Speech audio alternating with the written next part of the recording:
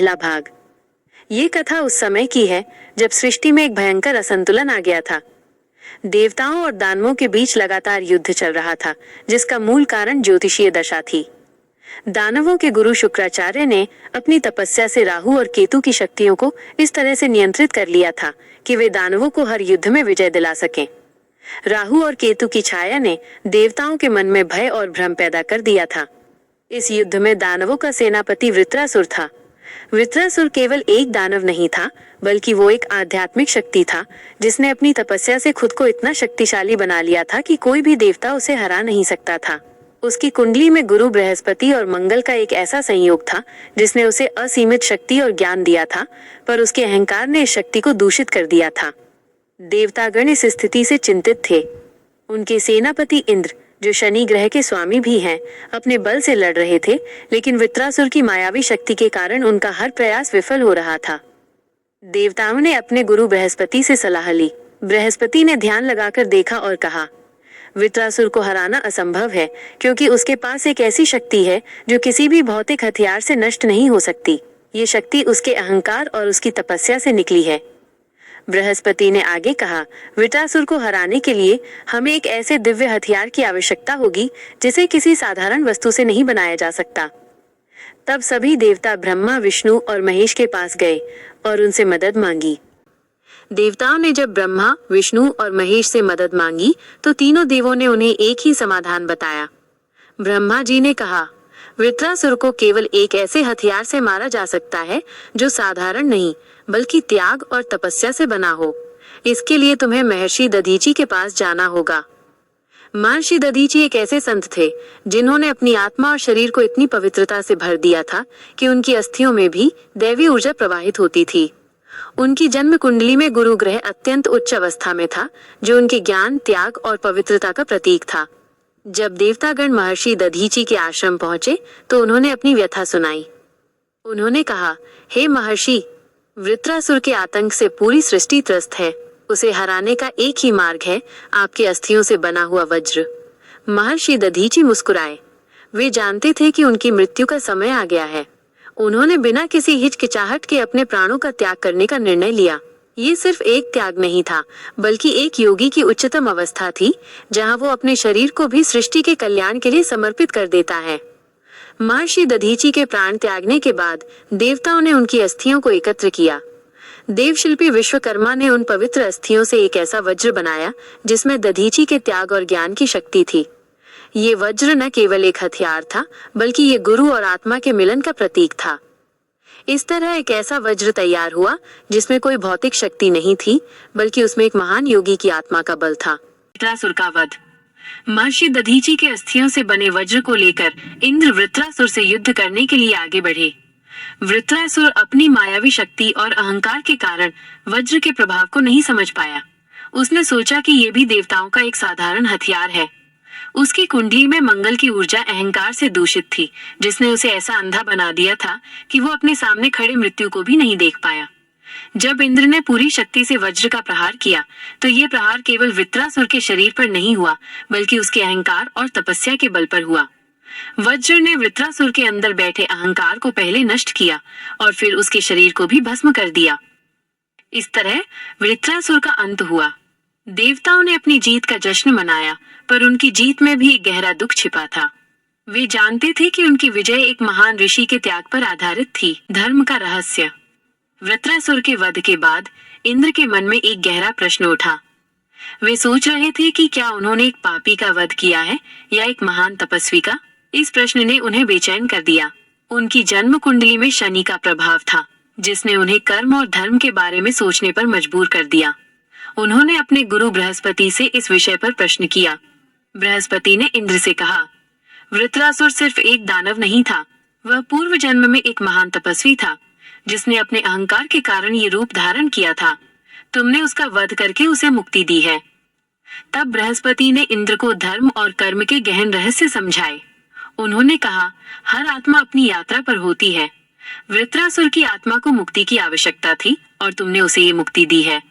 ये तुम्हारा कर्तव्य था, तुम्हारा कर्म था। देवताओं का पश्चाताप।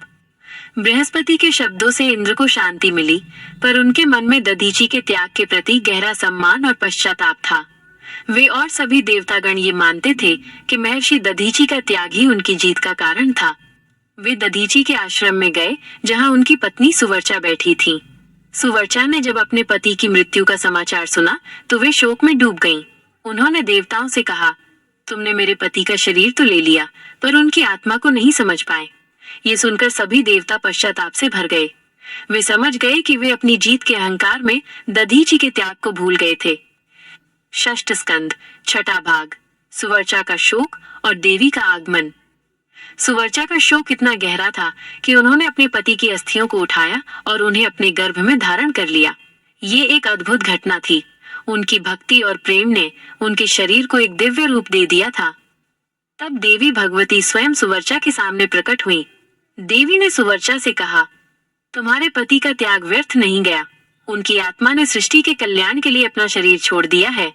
अब तुम्हारी भक्ति और त्याग से एक महान पुत्र का जन्म होगा, जो तुम्हारी पीड़ा को शांत करेगा। देवी के वचन सुनकर सुवर्चा को शांति मिली। उन्होंने अपनी भक्ति को और भी दृढ़ कर लिया। दधीची के पुत्र का जन्म। कुछ समय बाद सुवर्चा ने एक तेजस्वी पुत्र को जन्म दिया। ये पुत्र कोई साधारण बालक नहीं था।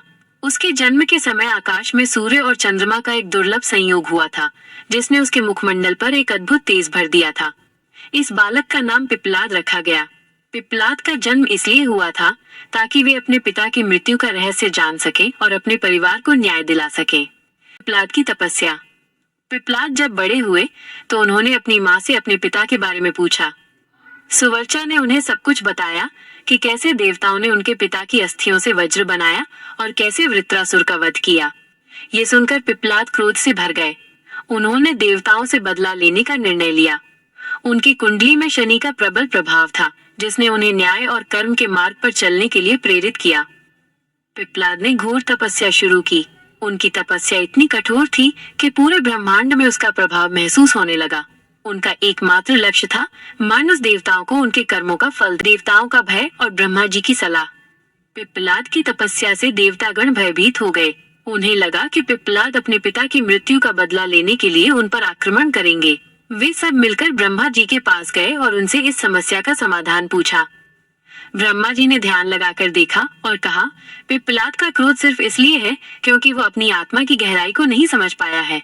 उसे केवल सत्य का ज्ञान चाहिए। तुम सब जाकर उसे समझाओ कि उसके पिता का त्याग सृष्टि के कल्याण के लिए था। ब्रह्मा जी के वचनों को सुनकर देवताओं ने पिप्पलाद से क्षमा मांगने का निर्णय लिया। वे उनके पास गए और उनसे कहा कि वे दधीची के महान त्याग के प्रति कृतज्ञ हैं। इस तरह छठे स्कंद की ये कथा हमें त्याग, कर्म, धर्म और ज्योतिष के गहरे सिद्धांतों को सिखाती है। ये बताती है कि कैसे एक व्यक्ति की तपस्या और त्याग पूरी सृष्टि को प्रभावित कर सकती है। जब ब्रह्मा जी की सलाह पर देवता पिप्पलाद के पास पहुंचे तो उन्होंने देखा कि पिप्पलाद घोर तपस्या में लीन है। देवताओं ने उनसे क्षमा मांगी और उन्हें बताया कि उनके पिता दधीची का त्याग सृष्टि के कल्याण के लिए था। उन्होंने यह भी बताया कि वृत्रासुर का वध करने के लिए उनकी अस्थियों से बने वज्र की आवश्यकता थी।